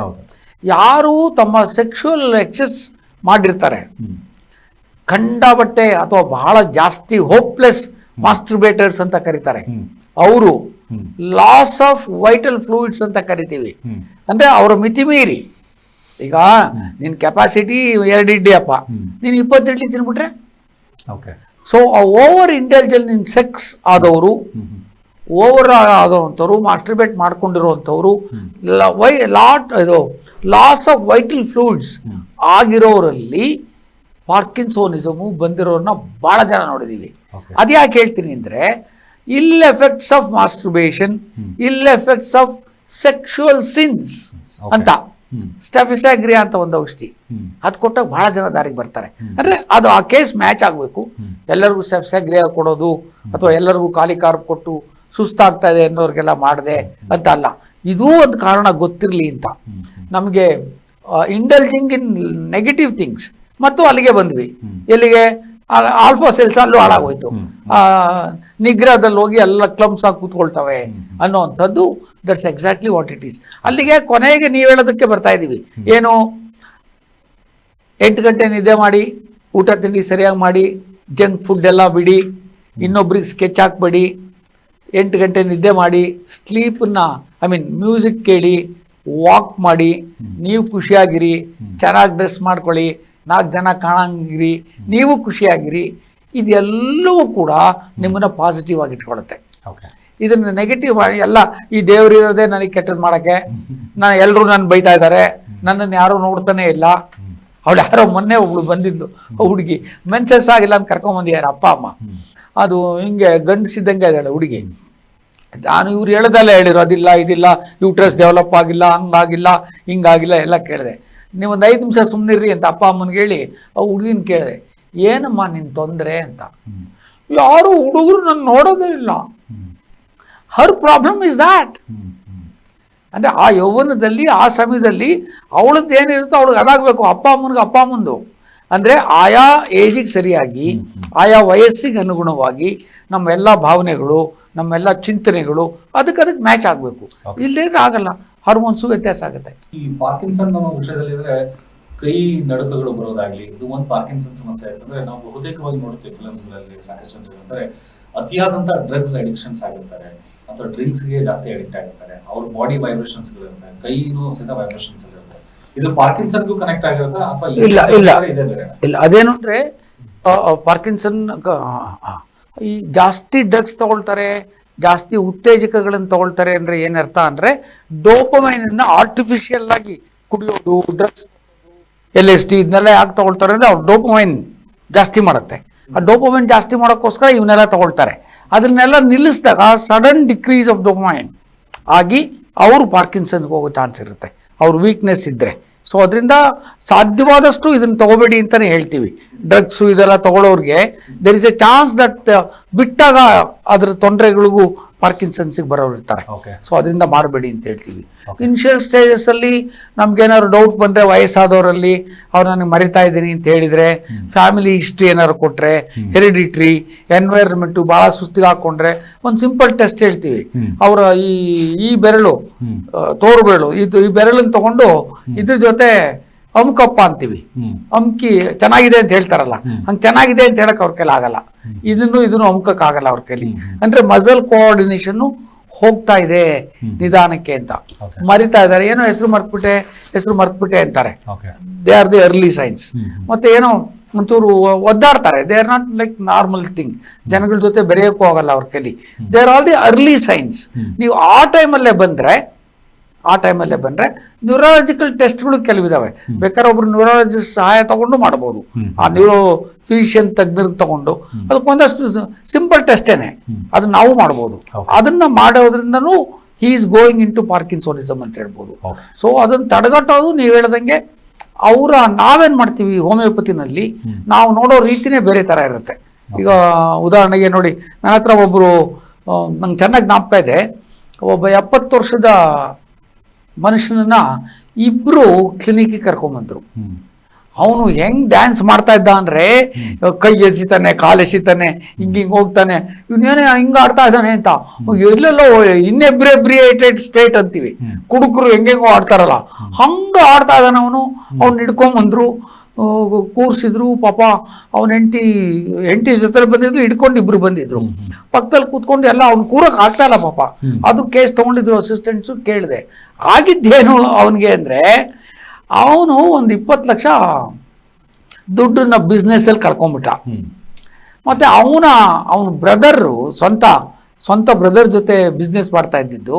ಬ್ರದರ್ ಅವನಿಗೆ ಕೈ ಕೊಟ್ಬಿಟ್ಟ, ಡಯಾಬಿಟೀಸ್ ಬೇರೆ ಇತ್ತು, ರೈಟ್ ಫುಟ್ ಅವ್ರಿಗೆ ಡ್ರಾಪ್ ಅಂತ ಕರಿತೀವಿ. ಅದೇ ನೋಡಿ, ಅದೆಲ್ಲ early signs of nervous disorders, neurogenic ಡಿಸಾರ್ಡರ್ಸ್ಗಳಲ್ಲಿ ಏನೇನು ಆಗ್ತವೆ ಆದ್ರೂ ಅವನಿಗೆ ಅದಿತ್ತು. ನಾನು ವಿಚಾರಿಸಿದಾಗ ಇದೆಲ್ಲ ಫಿಸಿಕಲ್ ಸಿಂಪ್ಟಮ್ಸ್ ಆಯ್ತು. ಟಿಪಿಕಲ್ ಪಾರ್ಕಿನ್ಸೋನಿಸಮ್, ಅವನು ಎಂಡೋಪೋನೋ ಸಿಂಡೋಪೋನೋ ಯಾವುದೋ ತಗೊಳ್ತಾ ಇದ್ದಾನೆ. ಡಯಾಬಿಟೀಸ್ಗೆ 15 ವರ್ಷದಿಂದ ಅದು ತಗೊಳ್ತಾ ಇದ್ದಾನೆ. ಶಾರ್ಟ್ ಟೆಂಪರ್ಡು, ಸ್ಪೈನಲ್ ಸರ್ಜರಿ ಬೇರೆ ಆಗಿದೆ ಒಂದ್ಸರಿ. ಇಷ್ಟೆಲ್ಲ ಇಟ್ಕೊಂಡು ಕೇಸು ಅವನು ಅಲ್ಲಿಗೆ ಬಂದ. ಸರಿ, ನನಗೆ ಗೊತ್ತಾಯ್ತು. Started with sudden financial loss ಅಂತ, ಆರ್ನಿಕಾ ಅಂತ ಒಂದು ಔಷಧಿ. ಮತ್ತೆ ಅವನಿಗೆ ಯಾವುದೇ ಈ ಯಾವ್ದಾದ್ರು ಜನ ಇದ್ರೆ ಹೋಗ್ಬೇಕಾದ್ರೆ ಗಲಾಟೆ ಆಗ್ತಾ ಇದ್ರೆ, ಯಾರೋ ಜಗಳ ಮಾಡ್ತಾ ಇದ್ರೆ ಅಲ್ಲಿ ಅವ್ನು ನಿಂತ್ಕೊಳಕ್ ಹೆದರೋನು. ಎಲ್ಲ ನೀವು ಹೇಳ್ದಂಗೆ ಎಲ್ಲಿ ಡೋಪಮೈನ್ ಬರುತ್ತೋ ಅಂತ ಕಡೆ ಎಲ್ಲ ಅವನು ಹೆದರ್ಕೊಳ್ಳೋಣ. ಅವನಿಗೆ ಜೆಲ್ಸೇಮಿಯಂ ಅಂತ ಒಂದು ಔಷಧಿ, ಅವನಿಗೆ 3 ಔಷಧಿ ಸರ್ ಕೊಟ್ಟಿದ್ದು. ಆರ್ನಿಕಾ ಅಂತ ಒಂದು, ಜೆಲ್ಸೇಮಿಯಂ ಅಂತ ಒಂದು ಹೆದರಿಕೆಗೆ, ಇನ್ನೊಂದು ಸ್ಪೆಸಿಫಿಕ್ ಮೆಡಿಸನ್ ನಮ್ಮಲ್ಲಿ ಈ ಪಾರ್ಕಿನ್ಸನ್ಗೆ ಇರೋದು ಟ್ಯಾರೆಂಟ್ಯುಲಾ ಹಿಸ್ಪ್ಯಾನಿಯಾ ಅಂತ. ಟ್ಯಾರೆಂಟ್ಯುಲಾ ಅಂತ ಹೇಳಿ ನಮ್ಮ ಈ ಜೇಡನ್ ಗ್ರೂಪ್ ಅಲ್ಲಿ ಬರುತ್ತೆ. ಅದರದ್ದು ಅದು 3 ಪ್ರಯೋಗ ಆದ್ಮೇಲೆ, ಬಿಲೀವ್ ಮೀ, ಇಬ್ರು ಹಿಂಗೆ ಕರ್ಕೊಂಡ್ ಬರ್ತಾ ಇದ್ದವರು 3 ತಿಂಗಳಾದ್ಮೇಲೆ ಹೆಂಡತಿ ಜೊತೆ ಬರಂಗ್ ಶುರುವಾದ. 6 ತಿಂಗಳಾದ್ಮೇಲೆ ಒಬ್ಬನೇ ಬರಕ್ ಶುರುವಾದ. That's what homeopathy can do. Homeopathy ಬಗ್ಗೆ ಇನ್ನು ಸಾಕಷ್ಟು ಮಾಹಿತಿ ಅಂತ ತಿಳ್ಕೊತೀನಿ. ಅದರ ಪರೀಕ್ಷೆಗಳು ಜೊತೆಗೆ ಸಾಕಷ್ಟು ಕೇಸ್ ಸ್ಟಡಿ ಬಗ್ಗೆ ಡಾಕ್ಟರ್ ಕೂಡ ಹೇಳ್ತಿದ್ದಾರೆ. ಅದ್ರ ಹೇಳುವಂತ ಉದ್ದೇಶ ಏನಂತಂದ್ರೆ ಇಷ್ಟು ಪರಿಣಾಮಕಾರಿ ಇದೆ, ಇದು ಪ್ರತಿಯೊಬ್ಬರಿಗೂ ಸಹಿತ ಸಹಕಾರಿ ಆಗುತ್ತೆ ಅನ್ನೋದು doctor B T Rudresh sir ಅವರ ಅಭಿಪ್ರಾಯ ಆಗಿದೆ. ತಿಳ್ಕೊಳ್ಳೋಣ. ಒಂದು ಕಾಲ್ ಇದೆ. ನಮಸ್ಕಾರ. ನಮಸ್ತೆ ಸರ್. ಹೇಳಿ ಸರ್, ತಮ್ಮ ಹೆಸರು ಯಾವೂರಿಂದ? ನಾನು ಮನೋಜ್ ಅಂದ್ಬಿಟ್ಟು ಬೆಂಗಳೂರಿಂದಾನೆ. ಬೆಂಗಳೂರಿಂದ. ಹೇಳಿ ಸರ್, ಏನ್ ಪ್ರಶ್ನೆ? ಅದೇ ನನ್ಗೆ ಇದ್ರದ್ದು ಲಕ್ವಾ ಇದ್ರದ್ದು ಇದಾಗಿತ್ತು ನಾಯಿಗೆ. ಲಕ್ವಾ ಆಗಿದೆಯಾ? ಲಕ್ವಾ ಹೊಡೆದಿತ್ತು. ಯಾರಿಗೆ? ಅದಷ್ಟು ನನಗೇನೆ ಆಗಿತ್ತು. ಎಷ್ಟು ವಯಸ್ಸು? ನನಗೊಂದು 56. 56. ಬಿಪಿ ಇತ್ತಾ ನಿಮ್ಗೆ? ನಿಮ್ಗೆ ಬಿಪಿ ಇತ್ತಾ? ಬಿಪಿ ಇಲ್ಲ, ಶುಗರ್ ಇದೆ. ಶುಗರ್ ಇದೆ. ಲಕ್ವಾ ಯಾವ ಕಡೆ ಆಗಿತ್ತು? ಎಡಗಡೆನಾ ಬಲಗಡೆನಾ? ಇಲ್ಲ, ನಾಲ್ಗೆ ಇದಿತ್ತಲ್ಲ ಬಾಯಲ್ಲಿ ಇದಾಗಿತ್ತು. ತೊದಲುವಿಕೆ. ಓಕೆ, ಗೊತ್ತಾಯ್ತು. Vocal cards palsy. ಆಮೇಲೆ ಇವಾಗ ಏನಾಗ್ತಾ ಇದೆ, ಅದು ಸ್ವಲ್ಪ ಕ್ಯೂರ್ ಆಗ್ತಾ ಬಂತು. ಬಟ್ ಇವಾಗ ಏನಾಗ್ತಾ ಇದೆ ಅಂದ್ರೆ, ನಾನು ಇವಾಗ ನಿದ್ದೆಯಿಂದ ಹೇಳ್ತೀನಲ್ಲ, ಫುಲ್ ತಲೆ ಎಲ್ಲ ಹೊಡ್ಕೊಳಂಗಾಗತ್ತೆ, ವೈಬ್ರೇಷನ್ ಆಗೋದು. ಆಮೇಲೆ ಇದು ಮಾತುಗಳು ಸ್ವಲ್ಪ ತೊಂದೋದು, ಆತರ ಎಲ್ಲ ಇದೆ. ಮಾತು ತೊಂದೋದು ಮೊದ್ಲಿಂದ ಇತ್ತು. ನಿದ್ದೆ ಏನಾದ್ರು ತೊಂದ್ರೆ ನಿಮ್ಗೆ, ಈ ಮಸಲ್ಸ್ ಅಂದ್ರೆ ಮಾಂಸಖಂಡಗಳು ಸರಿಯಾಗಿ ಉಪಯೋಗಿಸಕ್ ಆಗದೆ ಇರೋದು, ಬಲ ಸಿಗದೆ ಇರೋದು. ಹೌದೌದು. ಜಾಯಿಂಟ್ ಗಳೆಲ್ಲ ಪೈನ್ ಗಳು ಆಗುತ್ತೆ, ಮೈಯೆಲ್ಲ ಭಾರ. ಇಲ್ಲ, ಜಾಯಿಂಟ್ ಪೈನ್ ಆಗೋದು, ಮೈ ಭಾರ ಆಗೋದು ಬೇರೆ. ನಿಮ್ಮ ಮಸಲ್ಸ್ ನಿಮ್ಮೇಲೆ ಬಿಗಿ ಇದೆಯಾ? ಯಾವ್ದಾದ್ರು ಒಂದು ವಸ್ತುನ ಗಟ್ಟಿಯಾಗಿ ಹಿಡ್ಕೊಂತೀಯಾ? 2 ಕೈಗಳನ್ನ ನೇರವಾಗಿ ಚಾಚಿ ಅಲ್ಲಾಡ್ದಂಗ ಆಗಿರುತ್ತಾ? 3 ನಿಮಿಷ ಇಟ್ಕೊಂಡ್ರು ನಿಮ್ ಕೈ ಅಲ್ಲಾಡಲ್ವಾ? ಹೌದೌದು. ಇದು ನನ್ಗೆ ಕಾಲಿದೆಯಲ್ಲ, ಮತ್ತೇನೋ ನಾನು ಮಲ್ಕೊಂಡಿರ್ತೀನಿ ಕೆಲವೊಂದು ಟೈಮಲ್ಲಿ, ಆ 2 ಕಾಲು ಜೋಮ್ ಹಿಡ್ದಂಗ ಆಗ್ಬಿಡುತ್ತೆ. ಬರೀ ಜೋಮ್ ಹಿಡ್ದಂಗ ಆಗೋದು, ಸರ್ಕ್ಯುಲೇಟರಿ ಬೆರಳುಗಳೆಲ್ಲ ಒಳ್ಳೆ ಸೆಟಕ್ಕೊಳಂಗ ಆಗ್ಬಿಡುತ್ತೆ. ರೆಸ್ಟ್ಲೆಸ್ ಲೆಗ್ ಅಂತೀವಿ. ಕಾಲು ಸುಮ್ಮನೆ ಇಟ್ಕೊಳಕ್ ಆಗಲ್ಲ. ಹಿಂದೆ ಮುಂದೆ ಮಾಡ್ತಾರೆ, ಮಲ್ಕೊಂಡು ಒದ್ದಾಡಿಸ್ತಾರೆ, ಕಾಲಲ್ಲಿ ಏನೋ ನಡೀತಾ ಇದೆ ಅಂತ. ಈ ಯಾವ್ದಾರು ಒಂದು ಸಣ್ಣ ಮಾತ್ರೆನ ಮೇಲಿನಿಂದ ಕೆಳಗಡೆ ಉರುಳು ಬಿಟ್ರೆ ಹೆಂಗ್ ಬರುತ್ತೆ ಸೆನ್ಸೇಷನ್, ಅಂತ ಸೆನ್ಸೇಷನ್ ಬಂದ್ರೆ ಆಗ ಪಾರ್ಕಿನ್ಸನ್ ಅಂತೀವಿ. ಇಲ್ಲದೆ ಇದ್ರೆ ನೀವು ಪಾರ್ಕಿನ್ಸನ್ ಅಂತ ಅನ್ಕೋಬೇಕಾಗಿಲ್ಲ. ಬರೀ ವೋಕಲ್ ಕಾರ್ಡ್ ಪ್ಯಾಲ್ಸಿಗೆ ಮಾತ್ರ ಔಷಧಿ ತಗೋಬಹುದು. ಬಟ್ ಇದ್ರ ಜೊತೆಗೆ ಇದು ನೀವು ಹೇಳ್ದಂಗೆ ಶುರುನಲ್ಲಿ ಶುರುವಾಗಿರ್ಬೋದು ವೋಕಲ್ ಕಾರ್ಡು, ಮುಂದೆ ಇದೆಲ್ಲದಕ್ಕೂ ಹೋಗುವಂಥದ್ದು. ನಿಮ್ಗೇನಾದ್ರು ಸ್ಟ್ರೆಸ್ಸು ಸ್ಟ್ರೈನು ಫ್ಯಾಮಿಲಿಲಿ ಏನ್ ಕೆಲಸ ಮಾಡ್ತೀರಿ? ಕಾಲ್ ಕಟ್ಟಾಗಿದೆ. ಓಕೆ, ನೀವು ಕೆಲಸ ಮಾಡ್ತಾ ಇರೋ ಜಾಗದಲ್ಲಿ ಏನಾದ್ರು ಪ್ರಾಬ್ಲಮ್ಸ್ ಇದ್ರೆ, ನಿಮ್ಮ ಮೇಲೆ ಜಾಸ್ತಿ ಆದ ಒತ್ತಡ ಇದ್ರೆ, ನಿಭಾಯಿಸೋಕೆ ಆಗದೆ ಇದ್ರೆ, ಎನ್ವೈರನ್ಮೆಂಟ್ ಅಂದ್ರೆ ನಿಮ್ಮ ಸುತ್ತಮುತ್ತ ಇರೋ ಸಮಾಜ, ನಿಮ್ಮ ಫ್ಯಾಮಿಲಿ, ವರ್ಕ್ ಸ್ಪಾಟ್ ಜೊತೆ ನಿಮಗೆ ಬ್ಯಾಲೆನ್ಸ್ ಮೇಂಟೈನ್ ಮಾಡೋಕ್ಕಾಗದೆ ಇದ್ರೆ, ಎಲ್ಲೋ ನಿಮ್ಮನ್ನು ಕೊರಿತಾ ಇದ್ರೆ, ನಿಧಾನಕ್ಕೆ ನಿಮ್ಮ ಆಲ್ಫಾ ಸೆಲ್ಸ್ಗಳು ಕೈ ಕೊಡ್ತವೆ. ಇದನ್ನ ಸರಿ ಮಾಡ್ಕೋಬೇಕು. ಇದನ್ನ ಅರ್ಥ ಮಾಡ್ಕೊಂಡು ಅದಕ್ಕೆ ಔಷಧಿ ತಗೋಬೇಕು. ಓಕೆ, ಹಾಗೆ ನೆಕ್ಸ್ಟ್ ಕಾಲ್. ನಮಸ್ಕಾರ. ಹಲೋ. ಹೇಳಿ ಸರ್, ತಮ್ಮ ಹೆಸರು ಯಾವರಿಂದ? ಸರ್, ನಮ್ಮ ಹೆಸರು ಚಂದ್ರು ಅಂತ, ಹೆಸರುಘಟ್ಟದಿಂದ ಕಾಲ್ ಮಾಡ್ತಾ ಇದ್ದೇನೆ. ಓಕೆ ಸರ್, ಕೇಳಿ ಸರ್. ಸರ್, ನನಗೆ ಏನು ಅಂದ್ರೆ ಬ್ಯಾಕ್ ಪೈನ್ ಮತ್ತೆ ತೊಡೆ ಮತ್ತೆ ಮೀನ್ ಕಂಡ ಇದೆಯಲ್ಲ, ಅದು ಹೆವಿ ಪೈನ್ ಬರ್ತಾ ಇರುತ್ತೆ ಸರ್. ಮತ್ತೆ ಬೆಳ್ಗಳು ಕಾಲಲ್ಲಿ. ಅದೇ, ಅದು ನೀವು ಹೇಳ್ತಾ ಇರೋದು ಆಲ್ಮೋಸ್ಟ್ ಒಂಥರ ಈ ಲಂಬೋಸೆಕ್ರಲ್ ಪೈನ್ ಬ್ಯಾಕ್ ಅಲ್ಲಿ ಅದು ಸಯಾಟಿಕ್ ಪೇನ್ ತರ ಕೆಳಗಡೆ ಬರೋ ತರ ಹೇಳ್ತಾ ಇದ್ದೀರಿ. Okay. ಅದಕ್ಕೂ ಪಾರ್ಕಿನ್ಸನ್ಗೂ ಸಂಬಂಧ ಇಲ್ಲ. ನೀವೇನ್ ಕೆಲಸ ಮಾಡ್ತೀರಿ ಸರ್? ಸಿಸ್ಟಮ್ ವರ್ಕ್ ಮಾಡ್ತೀನಿ ಸರ್ AC ಅಲ್ಲಿ. ಎಷ್ಟು ಗಂಟೆ ಕುತ್ಕೊಳ್ತೀರಾ ಸರ್ ನಾನು ಅಂದ್ರೆ ರೆಸ್ಟ್ ಅವಾಗ ಎದ್ದು ಓಡಾಡ್ತಾ ಇರ್ತೀನಿ 8 hours ಅಲ್ಲಿ. ಹಾ ಅಂದ್ರೆ ಸ್ವಲ್ಪ ಹೊತ್ತು ಕುತ್ಕೊಂತೀನಿ, ಸ್ವಲ್ಪ ಹೊತ್ತು ಓಡಾಡ್ತಾ ವಾಕಿಂಗ್ ಗೀಕಿಂಗ್ ಎಲ್ಲ ಇಟ್ಕೊಂಡಿದ್ದೀರಾ ಇಲ್ವಾ? ಇಲ್ಲ ಸರ್, ನೈಟ್ ಎಲ್ಲ ವಾಕಿಂಗ್ ಮಾಡ್ತೀನಿ ಸರ್ ನಾನು. ಎಲ್ಲಿ? ಸರ್ ಊರಲ್ಲೇ. ಅಲ್ಲ ನೈಟ್ ವಾಕಿಂಗ್ ಎಲ್ಲಿ ಮಾಡ್ತೀರಾ ಅಂದೆ? ಸರ್ ಮಾಮೂಲಿ ಸರ್, ಹೊರಗಡೆ ಮಾಡ್ತೀರಾ? ಹೊರಗಡೆ ಸರ್. ಆಯ್ತು, ಒಂದು 25-30 ನಿಮಿಷ ಮಾಡ್ತೀರಾ? ಹ್ಞೂ ಸರ್, ಒಂದು 20 minutes ಮಾಡ್ತೀನಿ ಸರ್. ಮತ್ತೆ ಅಷ್ಟೆಲ್ಲ ಮಾಡ್ತಾ ಇದ್ರೆ ಆಗ್ತಾ ಇದೆ ಅಂದ್ರೆ ಅರ್ಥ ಆಗದ್ರೆ ನಿಮ್ ನೋವು ತಡ್ಕೊಳಕ್ ಆಗುತ್ತೆ. ಅಲ್ಲ ಪೇನ್ ಸ್ವಲ್ಪ ತೊಡ್ಕೊಂಡು ಅಂದ್ರೆ ಜಾಸ್ತಿ ನೋವ್ತಾ ಇರುತ್ತೆ ತೊಡೆ ಮೀನ್ಕೊಂಡು. ಅಂದ್ರೆ ಮಿಡ್ ನೈಟ್ ಒಂದು 4 o'clock ಮೇಲೆ. ಅದೇ ನೀವು ತೋರಿಸ್ತಾ ಇರೋದು, ನೀವು ಹೇಳ್ತಾ ಇರೋದು ಟಿಪಿಕಲ್ ಆಗಿ ಲಂಬೋಸೆಕ್ರಲ್ ಪೇಯ್ನು, ಕಾಲ್ಗೆ ಇಳಿಯೋದು ಹೇಳ್ತಾ ಇದ್ದೀರಿ. ಹೌದು ಸರ್. ನಿಮ್ಗೆ ಅಲ್ಲೆಲ್ಲೋ ಬೆನ್ನಲ್ಲಿ ಹೊಡೆತ ಬಿದ್ದಿತ್ತೋ ಅಥವಾ ಜಾಸ್ತಿ ಹೊತ್ತು ಕೂತ್ಕೊಂಡು ಮಸಲ್ಸ್ ಇಂಟ್ರಿವರ್ಟ್ರಿಬಲ್ ಲಿಗಮೆಂಟ್ಸ್ ಅಂತೀವಿ, ಅದ್ರದ್ದೇನೋ ತೊಂದರೆ ಆಗ್ತಾ ಇದೆ. ಐ ಥಿಂಕ್ ಒಬ್ರು ಆರ್ಥೋಪೆಡಿಕ್ ಸರ್ಜನ್ ನೋಡಿ, ಅದಾಗ್ಲಿಲ್ಲ ಅಂದ್ರೆ ಹೋಮಿಯೋಪತಿಗೆ ಬನ್ನಿ. Okay sir, thank you sir. ಅಂದರೆ ಸರ್, ಒಂದು ನ್ಯೂರಾಲಜಿ ಸಮಸ್ಯೆ ಬರುವಂಥದ್ದು ಅದು ಯಾರಿಗೂ ಗೊತ್ತೂ ಆಗೋದಿಲ್ಲ. ಅದಕ್ಕೆ ಟ್ರೀಟ್ಮೆಂಟ್ಗಳು ಸಿಗೋದು ತುಂಬಾ ಕಷ್ಟ ಅಂತಾನೆ ಹೇಳ್ತಾರೆ. ಬಿಗಿನಿಂಗ್ ಅಲ್ಲಿ ಗೊತ್ತಾಗಲ್ಲ. Okay. ಏನಾಗುತ್ತೆ, ಇವ್ರು ಯಾರೋ ಹೇಳ್ತಾ ಇದ್ರು ನನಗೆ, ಅವ್ರಿಗೆ ಸೊಂಟಕ್ಕೂ ಕಾಲಿಗೂ ಸಂಬಂಧ ಇದೆ ಅನ್ನೋದು ಬಹಳಷ್ಟು ಜನ ಕಾಮನ್ ಮ್ಯಾನ್ಗೆ ಗೊತ್ತಾಗಲ್ಲ. ಮೆಡಿಕಲ್ ಫೀಲ್ಡ್ ಅಲ್ಲಿ ಇರೋರಿಗೆ, ಒಂದಷ್ಟು ಎಕ್ಸ್ಪೀರಿಯನ್ಸ್ ಇರೋರಿಗೆ ಹೇಳ್ಬೋದು. ಅವ್ರು ಯಾವಾಗಲೂ ಬಿದ್ದಿರ್ತಾರೆ, ಎಲ್ಲೋ ಕುಕ್ಕರ್ಸ್ಕೊಂಡಿರ್ತಾರೆ. ಬೆಂಗಳೂರಲ್ಲಿ ಈ ಎಲ್ಲ ಪೆಲ್ಮೆಲ್ ರೋಡ್ಗಳಲ್ಲಿ ಆಟೋದಲ್ಲಿ ಒಂದ್ಸರಿ ಹೋಗ್ಬಂದ್ರೆ ದಾರಿಲಿ ಯಾರಿಗೆ ಆಗೋಗ್ಬಿಡುತ್ತೆ. ಆ ಸ್ಟೇಜಿಗೆ ಬಂದಿದೆ. ನಾವೇ ಕೂತ್ಕೊಂಡಾಗ ಅಲ್ಲಿಂದ ಇಲ್ಲಿಗೆ ಬರ್ಬೇಕಾದ್ರೆ ದೊಡ್ಡ ಕಾರಲ್ಲಿ ಬಂದ್ರು ಇದೇನೇ ಅಂತೀವಿ. ವಯಸ್ಸಾಯ್ತು ಅಂತ ಹೇಳಿದ್ರು ಕೂಡ ಈ ತರ ಎತ್ತೆತ್ತ ಹಾಕುವಂಥದ್ದು, ಸಡನ್ ಹಂಸ್ ಮೇಲೆ ಹೋಗಿ ಕುಕ್ಕರ್ಸೋವಂಥದ್ದು. ಆ ಬಸ್ಸಲ್ಲಿ ಕೊನೆ ಸೀಟಲ್ಲಿ ಕೂತ್ಕೊಂಡು ಬಂದು ಅವನ ಹಂಗೆ ನುಗ್ಸಿ ಅವನ್ನ ಎತ್ತಿ ಟಾಪಿಗೆ ಹೋಗಿ ಬಂದ ನೆಲಕ್ಕೆ ಕೂತ್ಕೊಂಡ ಮೊನ್ನೆ ಒಬ್ಬ ಊರಿಂದ ಬರ್ಬೇಕಾದ್ರೆ. ಅದಾದ್ಮೇಲೆ ಅವನಿಗೆ ಸೊಂಟ ಹುಡುಕ್ತು ಅಂತ ಅವನ ಲೆಕ್ಕದಲ್ಲಿ. ಬಟ್ ಆ ಡಿಸ್ಕ್ ಬಲ್ಜ್ ಆಗಿರುತ್ತೆ. ಸೊ ಆ ಡಿಸ್ಕ್ ಬಲ್ಜ್ ಆಗಿ ನರ ಲಂಬೋಸೆಕ್ರಲ್ ಇಂದ ನರ ಯಾವುದಕ್ಕೆ ಲೋವರ್ ಲಿಂಬಿಗೆ ಸಪ್ಲೈ ಆಗುತ್ತೆ, ಅದ್ರ ಮೇಲೆ ಒಂಥರ ಮೇಣೆ ಇಸಗ್ದಂಗೆ ಆಯ್ತು, ಕತ್ತಿಸಗ್ದಂಗೆ ಅಂತಾರಲ್ಲ, ಹಂಗಾಗಿರುತ್ತೆ. ಸೊ ಅಲ್ಲಿ ನರ್ವಸ್ ಡಿಸಾರ್ಡರ್ಸ್ ಅಂತ ಆಗೋದಾದ್ರೆ, ಪೈನ್ ಇದ್ರೆ ನಿಮಗೆ ಗೊತ್ತಾಗುತ್ತೆ. ಪೈನ್ ಇಲ್ಲದೆ ನರ್ವ್ ಡಿಜನರೇಷನ್ಸ್ ಆದ್ರೆ, ಕೆಲವರಿಗೆ ಸಯಾಟಿಕ್ ನರ್ವ್ ಕಂಪ್ರೆಷನ್ ಆಗಿ ಬರ್ತಾ ಬರ್ತಾ ನಿಧಾನಕ್ಕೆ ಕಾಲುಗಳಲ್ಲಿ ಶಕ್ತಿ ಕಳ್ಕೊಂತಾರೆ, ಕಾಲೆತ್ತೋ ಶಕ್ತಿ ಕಳ್ಕೊಂತಾರೆ, ಸ್ಪರ್ಶ ಜ್ಞಾನ ಕಳ್ಕೊಂತಾರೆ. ನೀವು ಹೇಳ್ದಂಗೆ ಗ್ರ್ಯಾಜುವಲ್ ಆಗಿ ಡೆವಲಪ್ ಆಗುತ್ತೆ. ಬಿಗಿನಿಂಗ್ ಅಲ್ಲೇ ತೋರಿಸ್ಕೊಂಡ್ಬಿಟ್ರೆ I think that's much better. Okay, ಅಂದರೆ ಸಹಜವಾಗಿ ಏನಂದರೆ ನ್ಯೂರಾಲಜಿ ಇಶ್ಯೂಸ್ಗಳು ಸಾಕಷ್ಟಿದೆ. ಅದಕ್ಕೇನಾದರೂ ತುಂಬ ಕಾಂಪ್ಲಿಕೇಟು, ಇದಕ್ಕೆ ಟ್ರೀಟ್ಮೆಂಟ್ಗಳು ಇಲ್ಲ, ಯಾವಾಗ ಬರುತ್ತೋ ಯಾವಾಗ ಹೋಗಲ್ಲ ಅನ್ನೋದು ಸಹಜವಾಗಿ ಬರ್ತವಂಥ ಒಂದಿಷ್ಟು ಪ್ರಶ್ನೆಗಳು. ಬಟ್ ನ್ಯೂರಾಲಜಿ ಇಶ್ಯೂಸಿಂದ ಬರ್ತಾ ಇರೋಂಥ ಕಾಯಿಲೆಗಳು ಯಾವುದೇ ಸರ್? ಅಲ್ಲ, ನ್ಯೂರಾಲಜಿನ ಅದನ್ನೇ ನಾವೀಗ ಪಾರ್ಕಿನ್ಸನ್ಗೆ ತಗೊಂಡಿದ್ದು. ಇನ್ನೊಂದು ಯೂಶುವಲ್ ಆಗಿ ಕಾಮನ್ ಮ್ಯಾನ್ ಮಿಸ್ಟೇಕ್ ಮಾಡ್ಕೊಳ್ಳೋವಂಥದ್ದು ಪ್ಯಾರಾಲಿಸಿಸ್ಗೆ. ಓಕೆ, ಪ್ಯಾರಾಲಿಸಿಸಲ್ಲೂ ಬೇಕಾದಷ್ಟು ವಿಧ ಇದೆ. ಒಂದು ಅಲ್ಲಿ ಯಾವುದೋ ನಿಮ್ಮ ಸಿಸ್ಟ್ ಆಗಿರ್ಬೋದು ಬ್ರೈನಲ್ಲಿ, ಅಲ್ಲಿ ಬರೀ ಸೆರಿಬ್ರಲ್ ಹ್ಯಾಮರೇಜ್ ಅಂತೀವಿ, ಆರ್ಟ್ರಿ ಹೊಡ್ಕೊಂಡು BP ಜಾಸ್ತಿ ಆಗಿ ಆ ಸುತ್ತಮುತ್ತ ಜಾಗ ಇರ್ಬೋದು. ಒಂದೊಂದು ಪಾಯಿಂಟು ಕಂಪ್ಯೂಟರ್ ಪಾಯಿಂಟ್ ತರ ಇರುತ್ತೆ. ಈಗ ಬ್ರೋಕಾಸ್ ಏರಿಯಾ ಅಂತ ಮಾತಾಡೋರು, ಅಲ್ಲೇ ಬ್ಲೀಡಿಂಗ್ ಆಗ್ಬಿಟ್ರೆ ಲೈಫ್ ಲಾಂಗ್ ಮಾತು ಹೊಟ್ಟೋಯ್ತು. ಕಂಪ್ಯೂಟರ್ ಪಾಯಿಂಟ್ಸ್ ತರನೇ ಇರುತ್ತೆ ಬ್ರೈನ್ ಅಲ್ಲಿ. ಅದು ಬ್ಲೀಡಿಂಗ್ ಆಗೋದ್ರಿಂದ, ಇಂಟ್ರಾಕ್ರೇನಿಯಲ್ ಬ್ಲೀಡಿಂಗ್ ಆಗೋದ್ರಿಂದ, ಮತ್ತೆ ಇನ್ ಕೆಲವರಿಗೆ ಹೊಡೆತ ಬಿದ್ದು ನೆಲಕ್ಕೆ ಬಿದ್ದು ಆಕ್ಸಿಡೆಂಟ್ ಆಗಿ ಯಾರಿಗೋ ಹೊಡೆದು ಅಲ್ಲಿಂದ ಯಾವಾಗಲೂ ಲಾಸ್ಟ್ ಬಂದು ಬಿದ್ದಿದ್ದು ಅಂತಾರೆ. ಈಗ ನೋಡಿ ನಿಧಾನಕ್ಕೆ ಒಂದ್ ಕಡೆ ಏನದು ರೈಟ್ ಸೈಡ್ ಡೆಮಿಪೆರಿಸಿಸ್ ಅಂತೀವಿ, ಅದು ಅದಾಗಕ್ಕೆ ಶುರುವಾಗಿದೆ. ಅವ್ನಿಗೆ ಗೊತ್ತಾಗ್ತಾ ಇಲ್ಲ. ಆಮೇಲೆ ಕೇಳಿದ್ರೆ ಹೌದು, 1 ತಿಂಗಳಿಂದೆ ಏನೋ ಗಲಾಟೆ ಆಯ್ತು, ಅವ್ನ ಫ್ರೆಂಡ್ ಇವನ್ನ ಹಿಡ್ಕೊಂಡು ಗುದ್ದಿದ್ದಾನೆ.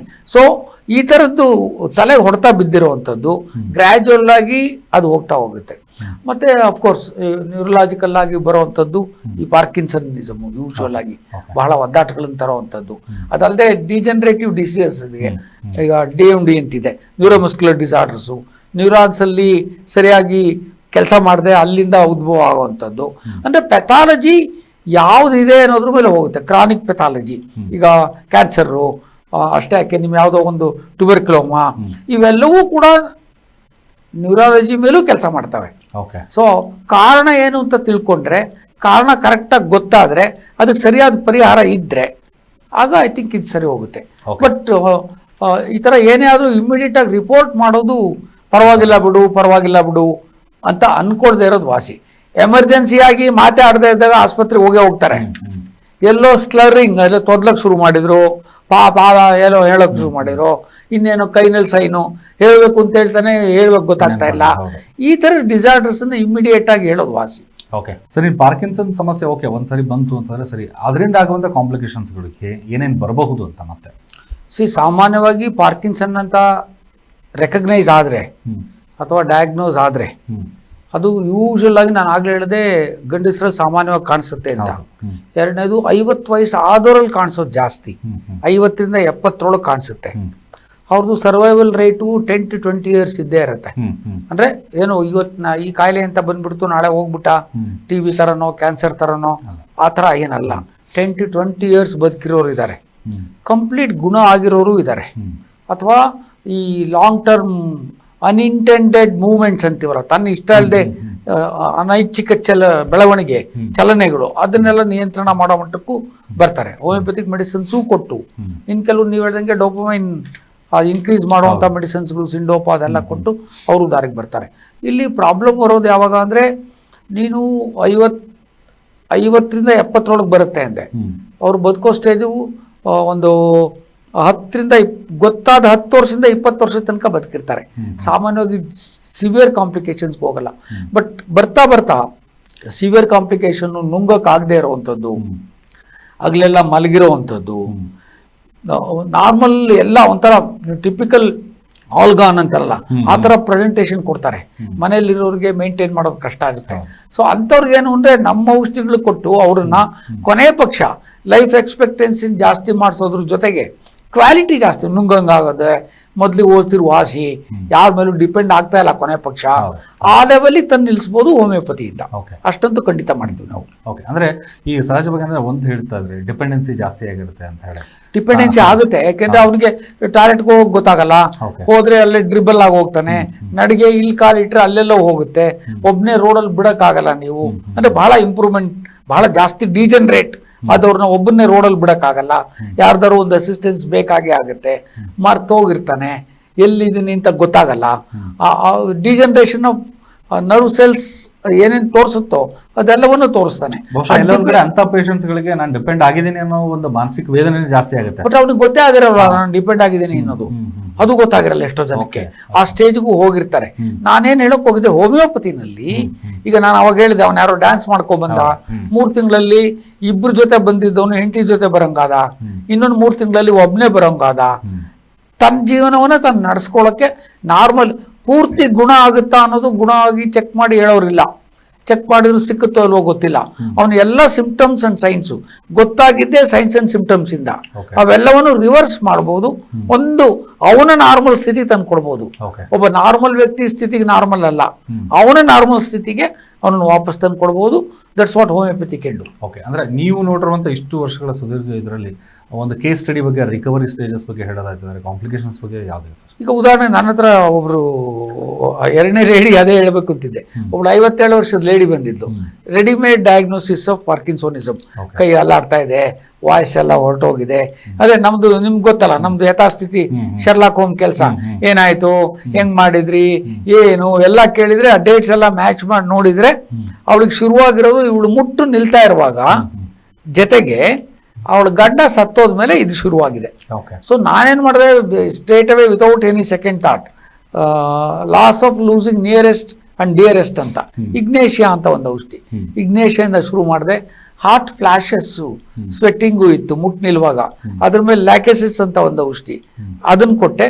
ಅವಳ ಇಡೀ ತೊಂದರೆ ಮತ್ತೆ ಜಾಸ್ತಿ ಆಗಿದ್ದು ಯಾವಾಗ ಅಂದ್ರೆ, ಇದ್ದ ಒಬ್ಬನೇ ಮಗ ಸೊಸೆ ಮಾತು ಕೇಳ್ಕೊಂಡು ಮನೆಯಿಂದ ಬೇರೆಯಾಗಿ ಹೊರಟೋದ. ಇವಳು ಗಂಡನೂ ಸತ್ತೋಗಿದ್ದಾನೆ, ಮಗ ಸೊಸೆ ಮಾತು ಕೇಳ್ಕೊಂಡು ಬಿಟ್ಕೊಂಡು ಹೋದ. ಅವತ್ತಿಂದ ಅವಳದು ಇಟ್ ಬಿಕೇಮ್ ವರ್ಸ್. ಮತ್ತೆ ನಾನು ಇಗ್ನೇಷಿಯಾಗ ವಾಪಸ್ ಹೋದೆ. ಐ ಥಿಂಕ್ ಒಂದು 6 ತಿಂಗಳಲ್ಲಿ ಆಕೆ ಅವಳ ಜೀವನನ ಲೀಡ್ ಮಾಡೋ ಸ್ಥಿತಿಗೆ ಬಂದ್ಲು. ಅಂದ್ರೆ ಈ ಸೈನ್ಸ್ ಅಂಡ್ ಸಿಂಪ್ಟಮ್ಸ್ ಏನಿದೆ, ಈಗ ಬಾಕಿ ಇದ್ರಲ್ಲಾದ್ರೆ ಲಿಟ್ಮಸ್ ಟೆಸ್ಟ್ ಇದ್ದಂಗೆ, ಮೊದ್ಲಿದು ಪಾಸಿಟಿವ್ ಇತ್ರಿ, ಇವಾಗ ಇದು ನೆಗೆಟಿವ್ ಬಂತು, ಕಾಯಿಲೆ ಹೋಯ್ತು ಅಂತ ಪಾರ್ಕಿನ್ಸನ್ ಅಲ್ಲಿ ಹೇಳಕ್ಕಾಗಲ್ಲ. ಎಕ್ಸೆಪ್ಟ್ ನಮ್ಮ ಡೋಪಮೈನ್ ರಿಲೇಟೆಡ್ ಸ್ಕ್ಯಾನಿಂಗ್ ಅಂತ ಒಂದು ಬರುತ್ತೆ. ಆ ಡೋಪಮೈನ್ ರಿಲೇಟೆಡ್ ಸ್ಕ್ಯಾನಿಂಗ್ ಮಾಡಿ, ಎಲ್ರಿಗೂ ಈ ದೇಶದಲ್ಲಿ ಸ್ಕ್ಯಾನಿಂಗ್ ಮಾಡಿ ಬಂದಿರೋರ್ಗೆಲ್ಲ ಇಷ್ಟು ಸುಲಭದಲ್ಲಿ ಕ್ಲಿನಿಕಲ್ ಅನಾಲಿಸಿಸ್, ಕ್ಲಿನಿಕಲ್ ಜಡ್ಜ್ಮೆಂಟ್ ಅಲ್ಲೇನೆ ಪಾರ್ಕಿನ್ಸನ್ ಸಿಂಪ್ಟಮ್ಸ್ ರಿವರ್ಸ್ ಮಾಡಿ ಮತ್ತೆ ಅವ್ರ ಮುಂದೆ ಹಾಳಾಗ್ದಂಗೆ ನೋಡ್ಕೊಳ್ಳುವಂಥದ್ದು ಹೋಮಿಯೋಪತಿದು. ಮತ್ತೆ ಹೋಮಿಯೋಪತಿದು ಇನ್ನೊಂದೇನು ಆಗ್ಲೇ ಹೇಳಿದೆ, ಹೋಮಿಯೋಪತಿಲಿ ಪಾರ್ಕಿನ್ಸನ್ಗೆ ಅಂತಾನೆ ಔಷಧಿ ಕೊಡ್ತಾ ಇರಲಿಲ್ಲ. ಇನ್ಯಾವುದೋ ಒಂದು ಕೇಸಲ್ಲಿ ನರ್ವಸ್ ಸಿಸ್ಟಮ್ ಅಗ್ಯಾರಿಕಸ್ ಅಂತ, ಅದು ಮೇಲ್ಗಡೆಯಿಂದ ಒಂಥರ ಆಲ್ಮೋಸ್ಟ್ ಡಿಜನರೇಷನ್ ಲೆವೆಲ್ಗೆ ಬರ್ತಾನೆ. ಅಗ್ಯಾರಿಕಸ್ಗೂ ಪಾರ್ಕಿನ್ಸನ್ಗೂ ಸಂಬಂಧ ಇಲ್ಲದೆ ಇರ್ಬೋದು. ಬಟ್ ಸಿಂಪ್ಟಮ್ ಸಿಮಿಲಾರಿಟಿ ಅಂತ ಮ್ಯಾಚ್ ಆದ್ರೆ ನಾವು ಅವನನ್ನ ಸರಿ ಮಾಡೋಕೆ ಪ್ರಯತ್ನ ಮಾಡ್ತೀವಿ. ಪಾರ್ಕಿನ್ಸನ್ ಗುಣ ಮಾಡಕ್ಕಲ್ಲ. ಪಾರ್ಕಿನ್ಸನ್ ಓನರ್ ಯಾರು, ಅವನು ಇವತ್ತು ಈ ಸ್ಥಿತಿಗೆ ಯಾಕೆ ಬಂದಿದ್ದಾನೆ, ಈ ಕಾಯಿಲೆ ಅವನಿಗೆ ಯಾಕೆ ಬಂತು, ಇಲ್ಲೂ ಹೇಳ್ತೀವಿ. ಹೆರಿಡಿಟ್ರಿ ಎನ್ವೈರನ್ಮೆಂಟು ಪಾರ್ಕಿನ್ಸನ್ ಅಲ್ಲಿ ಬಹಳ ಇಂಪಾರ್ಟೆಂಟ್ ಅಂತ ಹೇಳ್ತೀವಿ. ಹೋಮಿಯೋಪತಿನಲ್ಲಿ ಎಲ್ಲ ಕಾಯಿಲೆಗಳಿಗೂ ಕೂಡ ಹೆರಿಡಿಟ್ರಿ ಎನ್ವೈರನ್ಮೆಂಟು ಕಾಯಿಲೆಯನ್ನು ಬರೆಸ್ಕೊಳ್ಳೋ ಅಶಕ್ತತೆ.